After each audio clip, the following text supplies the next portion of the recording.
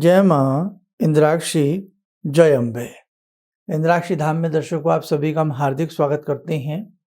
आज के दिन जिन जातकों का जन्म दिवस है, मैरिज एनिवर्सरी है, उन सभी को हमारी तरफ से बहुत बहुत शुभकामनाएं। आज चंद्र ग्रहण है, पूर्णिमा का व्रत है, बहुत सारी चीज़ें आपको आज जानना बाकी है। कई बार ये मन में आ जाता है कि आज ग्रहण है तो क्या आज पूजा करें ना करें, आज व्रत हमारा माना जाएगा नहीं माना जाएगा, और हम अपना व्रत पूर्णिमा का, सत्यनारायण कथा का, हम व्रत अपना कब खोलें और कथा कब करें, है ना? बहुत सारी चीज़ें हैं जो आपके मन में चलती रहती हैं और कई बार उसका समाधान ढूँढने के लिए आप अपने इस खास चैनल पर आते हो। तो बिल्कुल बहुत ईमानदारी के साथ अच्छे से आपको सारी की सारी चीज़ें हम आज बताएँगे। तो आइए पहले आज का हम पंचांग देखते हैं। 8 नवंबर सन 2022 दिन मंगलवार, कार्तिक मास शुक्ल पक्ष संवत 2079। तिथि आज पूर्णिमा है, नक्षत्र भरणी, राहु काल 3 से 4:30, दिशा सूर्य उत्तर दिशा। आप देखिए खग्रास चंद्र ग्रहण है, अच्छा बड़ा चंद्र ग्रहण है, भारत में दिखाई देने वाला ग्रहण है। यह ग्रहण कहाँ कहाँ दिखाई देगा, ये हम सारी जानकारी पहले दे चुके हैं। जो आज इस अंक को, इस वीडियो को नए दर्शक देख रहे हों तो वो हमारा 2-4 दिन पहला चंद्र ग्रहण विशेषांक देख लें। उसमें सारी विधि, बहुत सारी जानकारी उससे आपको पता लग जाएगी, ठीक है? क्योंकि ये अंक बहुत बड़ा हो जाएगा नहीं तो। अब इसमें हम मोटी-मोटी बातें आपको सारी बताते हैं। देखो चंद्र ग्रहण है, खग्रास चंद्र ग्रहण है और बहुत अच्छा चंद्र ग्रहण है। चंद्र ग्रहण में पूजा करना, जप करना, तप करना बहुत ही अच्छा माना जाता है। यहाँ तक कि चंद्र ग्रहण में आप अपने उस मंत्र को जरूर करिए जो आप प्रतिदिन दैनिक साधना में मंत्र जपते हैं। गुरु मंत्र को जरूर करिएगा। और हाँ, ग्रहण में इतना ध्यान रखें, जब भी आप कोई मंत्र पढ़ते हैं उसे मौन अवस्था में पढ़ें तो ज़्यादा अच्छा रहता है। अब हम अभी ग्रहण की भी बातें रहेंगी, बीच बीच में सारी चीज़ें चलेंगी। अब हम बात करते हैं क्या आज पूर्णिमा का व्रत मान्य है या नहीं। बिल्कुल मान्य है। आप पूर्णिमा का व्रत रखिए, सत्यनारायण भगवान की कथा करिए, है ना? और हर चीज़ में जो भी लिक्विड है, प्रसाद है, सब में आप तुलसी का दल पत्ता रख दीजिए, किसी तरह का कोई वहम नहीं है। अब सवाल ये उठता है कि हम अपने व्रत को कब खोलें, क्योंकि चंद्र ग्रहण है, शाम को चंद्र ग्रहण पड़ रहा है। चंद्र ग्रहण का जो सूतक होता है, जो स्पर्श होता है एक तरह से, वो 9 घंटे पहले लग जाता है करीब करीब, है ना? सूतक जो होता है, अब 9 घंटे में अब जैसे सूर्य उदय होने का समय अलग अलग स्थानों पर चेंज होता है, सब जगह सूर्य उदय एक से समय में नहीं होते, ऐसे ही चंद्रमा का भी कुछ ना कुछ अपना समय में डिफरेंसेस जरूर आते हैं। तो कहीं 8:30 बजे से, मोटा मोटी भाषा में हमने तो सुबह से आपको बताया है, लेकिन फिर भी आप 8 बजे से पहले पहले जो भी अपनी दैनिक पूजा है वो आप कर लें। सुबह वाली जो पूजा करते हैं आप 8 बजे से पहले पूजा कर सकते हैं। उसके बाद मंदिर के कपाट वगैरह 8 साढ़े 8 बजे के बाद, कहीं चंद्रमा के हिसाब से 9 बजे तक भी हैं, लेकिन आप 8 बजे तो मान ही लीजिए, 8 और 8:15 के बीच। उसके बाद मंदिरों के कपाट भी बंद हो जाएंगे, वहाँ मूर्तियाँ प्राण प्रतिष्ठित होती हैं, इसलिए मंदिर का नियम अलग होता है और घर में जो आपने अपने पूजा पाठ करते हैं उसका नियम थोड़ा अलग होता है। आपकी जो आज की भक्ति है वो अपनी सुबह के समय कर लें।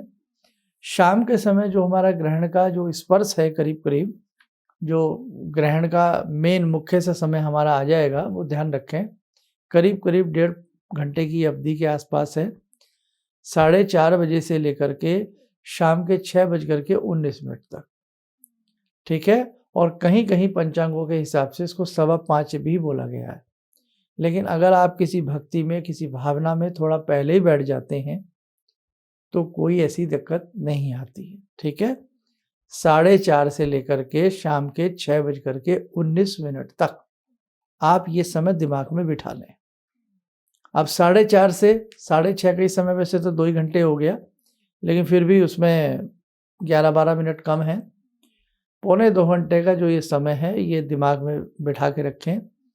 इन 1.25 घंटों में जो भी अपना आप व्रत रखे हैं या कुछ भी कर रहे हैं, आप अच्छे से अपने भगवान की पूजा करिए। उसमें आप धूप दीप भले ही ना जलाएँ, आप जैसे सत्यनारायण की पूजा करनी है, तो आप जो बिल्कुल ही अच्छे से भाई प्रसाद चढ़ा कर के सारी चीज़ों के साथ करना चाहते हैं, तो वो आप शाम के 6:20 के बाद कर लें। शाम के 6:20 के बाद आप अच्छे से अपनी कथा करिए, लेकिन स्नान करने के बाद। सब चीज़ों पर गंगा जल का छींटा मार कर के प्रसाद उसके बाद ही बनाएँ और फिर आप सत्यनारायण भगवान की कथा करें। अब रही व्रत की पारणा, कि हम व्रत कितने बजे खोलें? तो आपको मालूम ही है शाम के 6:20 और कहीं-कहीं मान लो पूरे भारत की भी हम बात करें, बड़ी हद है 6:30 बजे। ठीक है? 6:30 बजे के बाद पूजन कर लीजिए, ऐसे बहुत रात नहीं होती, 6:30 तो सब दिन सा ही होता है और उसके बाद आप अपना व्रत खोल सकते हैं। जो भी आपका विधान है व्रत खोलने का, क्योंकि एक समय पूर्णिमा के व्रत में शाम को एक समय भोजन लिया जाता है, तो आप अपना व्रत आराम से खोलिए, कोई दोष नहीं है, कोई भी वहम नहीं है।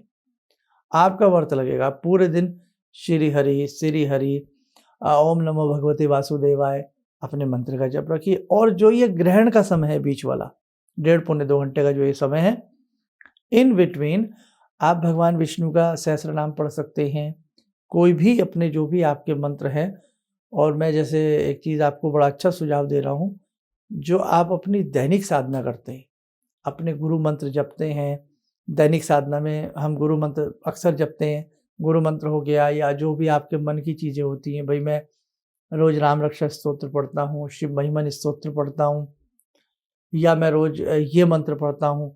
तो जो भी आपके अपने मंत्र हैं, उन्हें ग्रहण के दौरान चाहे एक-एक माला करिए, चाहे टाइमली करिए, 5-5 मिनट करिएगा, लेकिन करिएगा ज़रूर। क्यों? वो मंत्र और चैतन्य हो जाते हैं। वो मंत्र एक तरह से कहते हैं ना सर्टिफ़िकेट मिल जाता है आपको। बहुत अच्छे से उन मंत्रों की मंजूरी मिलती है और मंत्रों में प्राण आते हैं, चैतन्य हो जाते हैं वो मंत्र और अच्छे से आपके प्रति उन मंत्रों का रुझान बढ़ता है और वो मंत्र कार्य करने लगते हैं।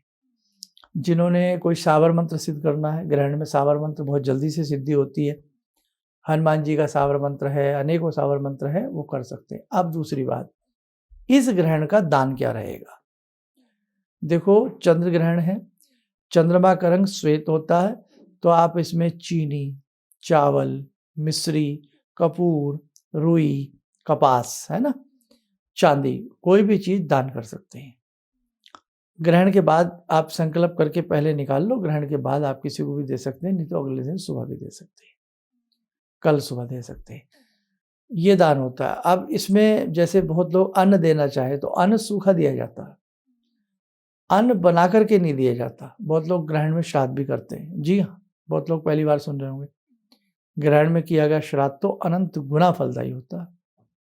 लेकिन सूखा राशन, भोजन नहीं, सूखा राशन। आप चावल दे सकते हैं, चीनी दे सकते हैं, आटा दे सकते हैं, सूखा राशन दिया जाता है ग्रहण में अपने श्राद्ध के निमित्त, वो भी बहुत अच्छा, कल्पों तक उसकी वर्णन बना रहता है, बहुत अच्छा होता है। अब एक चीज़ और रह गई इसमें, ग्रहण में स्नान। जो किसी मंत्र को सिद्ध करना चाहते हैं, तो ग्रहण में स्नान कई बार होता है। जैसे एक तो सुबह आप स्नान करेंगे, कर लिया होगा बहुत लोगों ने तो, क्योंकि हमारा कार्यक्रम सुबह 7 बजे आता है, अब 7:05 या 7:08 हो रहे होंगे। तो आप जो हैं सुबह स्नान होगा। जब आप वो 1.5-2 घंटे पूजा शाम की ग्रहण के समय में करोगे अपने कोई भी मंत्र सिद्धि कुछ भी, उससे पहले स्नान होगा और जब आप पूरा समय 8 बज कर के और शाम के 6 बज कर के 19 या 20 मिनट पे जब आप उठोगे, तो उसके कुछ देर बाद फिर स्नान कर लेना। ये ध्यान रखना स्नान होता है 3 बार हो जाता है आप लोगों का स्नान। और वैसे तो जो सरोवर के किनारे हैं, गंगा के किनारे हैं, किसी पवित्र तीर्थ में हैं, नदी के किनारे हैं, उनमें भी ग्रहण में स्नान करना और ग्रहण में नाभि पर्यंत जल में खड़े होकर के अपने गुरु मंत्र या इष्ट मंत्र को जपना अनंत गुना फलदायी होता है। मौसम का ध्यान रखें, बहुत अब जैसे उत्तरी पूर्वी भारत में हल्का-हल्का ठंडी का समय है, तो सारी चीज़ें आप दिमाग में रख कर के चलें। प्रेग्नेंट महिलाएँ हैं, गर्भवती महिलाएँ हैं, तो उन्हें ख़ास तौर से उसी एक विशेष समय में शाम के, इसलिए मैंने थोड़ा-सा समय इसमें डाउन करके ही बताया आपको। शाम के 4:30 से लेकर के 6:20 तक 19 तक आप जो भी प्रेग्नेंट महिलाएं हैं वो किसी भी कोई भाई छुरी चाकू ना चलाएं, मतलब जैसे चाकू से मतलब सब्जी काटना, कोई कुछ किसी तरह का फल काटना, सुई धागे का कोई काम करना, मशीन चला करके कोई वर्क करना, और या भाई कोई खाना वाना ऐसा बनाना, तो उन सब चीज़ों से परहेज रखें तो अच्छा है ना। सावधानी के लिए क्या करें, आप चलते फिरते उठते बैठते गायत्री मंत्र पढ़िए, चंद्र गायत्री मंत्र पढ़िए, बड़ा अच्छा होता है चंद्र गायत्री मंत्र पढ़ना। क्यों? चंद्र मनसो जाए, चंद्रमा मन के स्वामी हैं, और आपका गर्भस्थ जो शिशु है उसको अच्छी बुद्धि मिले, अच्छा उसका विकास हो, उसका जीवन सुंदर रहे, तो आप चंद्र गायत्री मंत्र पढ़ सकते हैं। जिन लोगों को नींद नहीं आती, डिप्रेशन रहता है, शांति नहीं जिनके मन में नहीं आ पाती, कई बार छोटी-छोटी बातों पे जो घबरा जाते हैं, या जो जिनकी डिसीजन लेने की पावर अच्छी ना हो, हमेशा डबल माइंडेड बने रहते हैं, तो चंद्र गायत्री मंत्र तो रामबाण काम करेगा। आइए, चंद्र गायत्री मंत्र आपको हम नोट भी करा देते हैं, आप चंद्र गायत्री मंत्र नोट भी करिएगा। लिखें, ओम अमृतांगाय विद्महे कलारूपाय धीमहि तन्नो सोमः प्रचोदयात्। ओम अमृतांगाय विद्महे कलारूपाय धीमहि तन्नः सोमः प्रचोदयात्। इस मंत्र की एक माला रुद्राक्ष की माला से या मोती की माला से, चांदी की माला बहुत लोगों पे होती है, जैन लोग चांदी की माला के मनकों का प्रयोग करते हैं, तो आपके पास जो भी सुलभ माला है उससे इसका जाप कर लें। तुलसी की माला भी इसमें चलेगी, कोई दिक्कत नहीं है। एक माला का जप कर लीजिएगा, और फिर उसके बाद थोड़ा सा समय मिले तो आप अपने जो भी मंत्र हैं उन्हें जप सकते हैं, बड़ा अच्छा है। चंद्र का दान करना भी बहुत अच्छा रहता है। जिनकी कुंडली में केमद्रुम योग बना हुआ है, या काल सर्प की स्थिति बनी हुई है, या चंद्रमा नीच राशि के हैं, या जल घात योग है, उनको भी चंद्रमा का दान करना बहुत ही अच्छा रहता है। ठीक है, तो देखो बहुत सारी बातें आप कर सकते हैं। अब ग्रहण के बीच में बहुत लोग पूछ रहे थे सत्यनारायण की कथा कर लें, और जैसे हम प्रसाद चढ़ा करके केले के पत्ते लगा करके सब कुछ करते हैं, तो देखो वो आप बाद में करिए। 6:20 के बाद अच्छे से स्नान विस्नान करके, पानी का छींटा अपने दरबार में लगा करके, उसके बाद आप अपने घर का जो मंदिर है ना, उसमें आराम से पूजा कर सकते हैं, धूप दीप करके, जोत जला के, कोई हर्ज नहीं है। और यदि आपने छोटी-छोटी मेटल की मूर्ति रखी हो, गणेश जी की, लक्ष्मी जी की, भवानी माँ की, तो सबको बाद में स्नान करा दीजिए। पहले खुद स्नान करिए, फिर सब मूर्तियों को उठा करके स्नान करा कर कपड़े से पोंछ करके यथास्थान रख दीजिए, पूजा कर लीजिए जो भी आपकी दैनिक पूजा है। कोई ऐसा वहम नहीं है। और देखो भैया, ये हर साल ग्रहण आते हैं, ये तो हर साल ग्रहण में 4 बार 5 बार ग्रहण पड़ते हैं, और ये आज से नहीं है, तो चला आ रहा है सिलसिला। लेकिन मेन ग्रहण की जो वैल्यू है वो जप तप की होती है। मेन जितना आप जप तप करेंगे उतना आपके लिए अच्छा होता है। और एक चीज़ और इसमें ध्यान रखना, वहम में मत पड़ना। और हाँ, प्रेग्नेंट महिलाएं अब पूरी रात के लिए ऐसा नहीं है कि पूरी रात आप नहीं सोएंगे, सिर्फ इन बिटवीन वही 1.5-2 घंटा उस समय नींद ना लें तो अच्छा होता है। तो ग्रहण गहरा होता है। और एक बात और बड़ी अजीब है, 2 ग्रहण पड़ गए 15 दिन के अंदर। आपने देखा 25 तारीख को सूर्य ग्रहण पड़ा था, याद है आपको? 25 तारीख को दिन मंगलवार था, आज मंगलवार है। तो मंगलवार का ग्रहण पड़ना और इन 15 दिनों में 2 ग्रहण पड़ना अच्छा नहीं होता है। कहीं न कहीं इसका बस मैं अब क्या बताऊँ, मेरी नेचर नहीं है उस प्रकार से नकारात्मक चलने की, बोलने की और चलने की। खैर, भगवान सभी अच्छा करे। मुझे पता है कि हमारे सभी पाठक हैं, जितने भी इस चैनल से जुड़े हैं, सब भक्त लोग हैं। आप सब भक्त लोग हैं भैया, समझे? अच्छे पाठक हैं, अच्छे साधक हैं, इसलिए भक्त का तो कोई बाल बांका कर ही नहीं सकता, है ना? बस क्योंकि जिसने भक्ति की है, जिसने भगवान को धारा है, जिसने भगवान का बल्लू पकड़ा है, वो तो पार उतर जाता है। तो आप अपने आज के दिन गुरु मंत्र को और अपने भगवान के अन्य मंत्रों को जो भी आप करते हैं अच्छे से कर लेना, और चंद्रमा का दान जरूर निकाल देना। जैसे चीनी है, चावल है, आटा है, जो भी आपको अच्छा लगे चंद्रमा का दान निकाल देना, और फिर भगवान उनके नाम से बाद में किसी को आप दान कर सकते हैं। ठीक है? और गौ माता की सेवा करना, पक्षियों के लिए अलग अनाज निकाल के रखना, ये सब बड़ा सौभाग्यशाली इंसान करते हैं ये सारी बातें।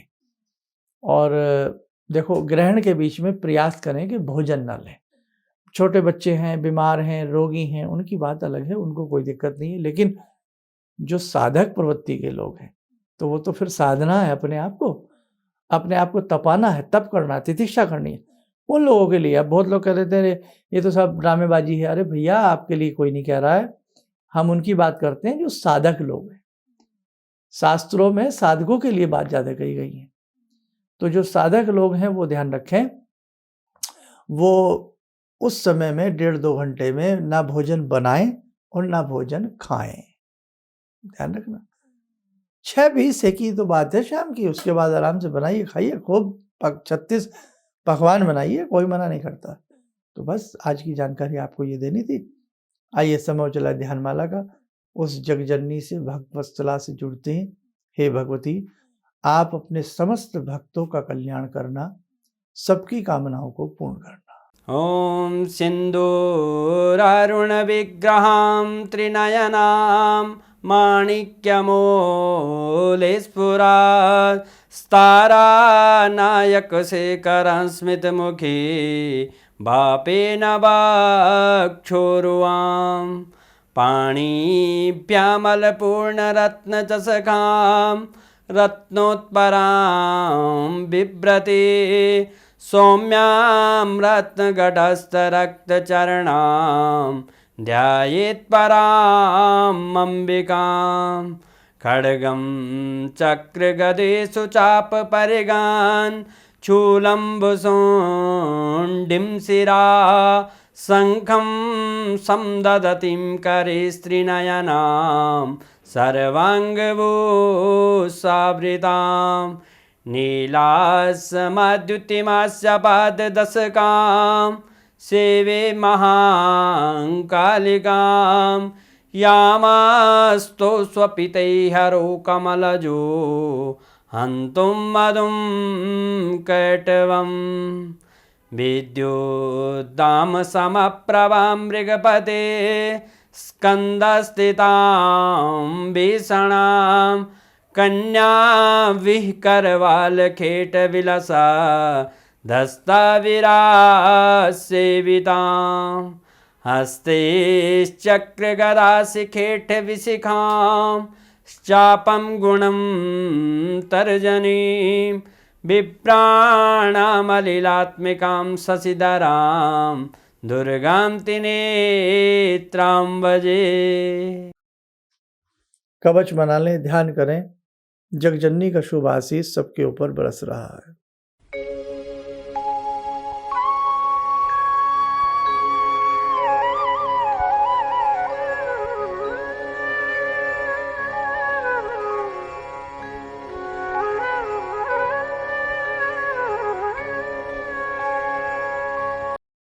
ओम बोलते हुए नेत्र खोलें, सामान्य हो जाए। देखो, आलस्य मत करना, जितना आपसे जो बन पड़े उसे करने का प्रयास जरूर करना। स्वस्थ रहें, सुखी रहें, इन्हीं शुभकामनाओं के साथ हम अपनी वाणी को विराम देते हैं। जय जय अम्बे। मुझे ये अंदर से विश्वास हो रहा था कि जो चीज़ 2-3 मैं ढूंढ रही हूँ, क्योंकि थोड़ी बहुत मैं भी भगवान में आस्था रखती हूँ, तो मैं ये सोची थी कि मुझे वो चीज़ें मिल जाएंगी। और रियली मुझे आज यहाँ बैठ के ऐसा लगा, जो आपने 2-3 चीज़ें करने के लिए बताई हैं, कि शायद मेरी समस्याओं का हल शुरू हो गया आज से। किसी भी समस्या के समाधान के लिए मिले प्रसिद्ध हस्तरेखा एवं वास्तु विशेषज्ञ प्रोफेसर धर्मेंद्र शर्मा जी से। नोट: शिविर में भाग लेने हेतु एवं व्यक्तिगत रूप से मिलने के लिए कॉल करने का समय सुबह 10 बजे से शाम 6 बजे तक। हमारे विभिन्न ज्ञानवर्धक कार्यक्रम देखने के लिए आप हमें अभी सब्सक्राइब करें, बेल आइकन को प्रेस करें ताकि आप देख सकें हमारा कार्यक्रम सबसे पहले। और अधिक जानकारी के लिए फेसबुक पेज को लाइक करना न भूलें।